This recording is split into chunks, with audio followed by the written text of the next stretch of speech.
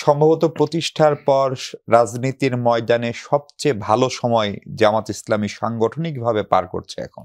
মানে বাংলাদেশের ইতিহাসে, হ্যাঁ, বাংলাদেশের ইতিহাসে, অথবা আমি মানে পড়াশোনা যদি ভুল না হয় পাকিস্তানের ইতিহাসেও সম্ভবত সবচেয়ে ভালো সময় আপনার দলটি পার করছে। হ্যাঁ, ব্রিটিশ আমল থেকে, মানে জামাত ইসলামী প্রতিষ্ঠার পর থেকে।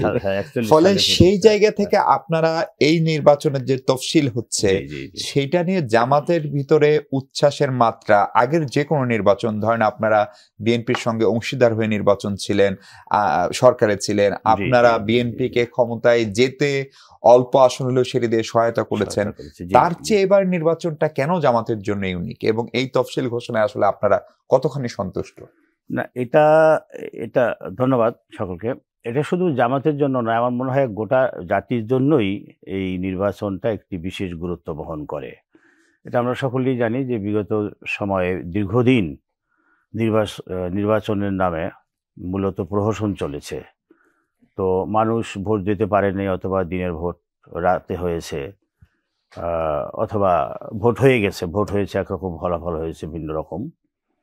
তো জুলাই 24-এর আন্দোলনের মধ্য দিয়ে যে পরিবেশ সৃষ্টি হয়েছে, মানুষের মধ্যে একটা আকাঙ্ক্ষা সৃষ্টি হয়েছিল, জন আকাঙ্ক্ষা, যে এখন নিয়মতান্ত্রিক উপায়ে ফ্রি ফেয়ার নির্বাচন হবে এবং আগামী দিনগুলোতেও নিয়মতান্ত্রিক উপায়ে সরকারের পরিবর্তন হবে।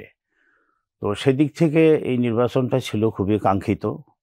যদিও অন্তর্বর্তীকালীন সরকারের পক্ষ থেকে খুব স্পষ্ট ভাষায় বলা হয়েছিল যে বেশ কিছুদিন আগেই, যে ফেব্রুয়ারিতেই, রোজার আগেই নির্বাচন হয়ে যাবে। তো সরকার সেভাবেই তফসিল ঘোষণা করতে যাচ্ছে। আগামীকাল সন্ধ্যা 6টায় তফসিল ঘোষিত হবে। তো অন্য সবগুলো দলের মতো জামাতও তো প্রস্তুতি নিয়ে আছে। আপনারা জানেন সকলেই যে আমরা গত জুলাই মাসের দিকে আমাদের প্রার্থী ঘোষণা করা হয়েছে। অধিকাংশ প্রার্থীরা মাঠে ময়দানে কাজ করতেছে, ঘুরে বেড়াচ্ছে, ব্যাপক জনসংযোগ হচ্ছে এবং সকলের মধ্যে একটা ভোটের উৎসবও বিরাজ করছে। সেদিক থেকে অতীতে এরকম অনুকূল পরিবেশ ছিল না। 91 বা 2001-এর নির্বাচন ছাড়া অতীতে এরকম অনুকূল পরিবেশ ছিল না। তো মূলত এটাই উচ্ছ্বাস ঠিক নয়, বাট এটা একটা আনন্দের বিষয়, এটা স্বস্তির বিষয় আর কি। আপনারা দুই ধরনের দাবি করছিলেন। আপনারা গণভোট আগে চাচ্ছিলেন, নির্বাচন আগে চাচ্ছিলেন, আবার আনুপাতিক ভোট নিয়েও জামাতের পক্ষ থেকে একটা রাজনৈতিক দাবি ছিল, সেগুলো যদিও মীমাংসিত।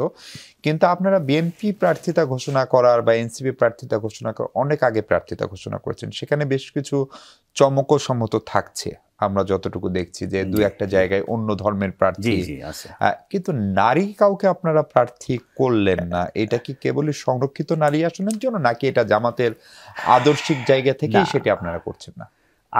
আদর্শিক জায়গা থেকে নয়। যদি সংরক্ষিত নারী আসনে নারীরা সংসদে যেতে পারে, তাই নির্বাচনে অংশগ্রহণ করেও যেতে তো কোনো বাধা নেই। দাঁড়ে দাঁড়ে যেতে হবে, সেটা আমি ঠিক ওই খবরটা এখনো জানি না। ওই লেভেলে তো, পলিসি মেকিং লেভেলে আমার হয়তো ওইভাবে উঠা বসা নাই।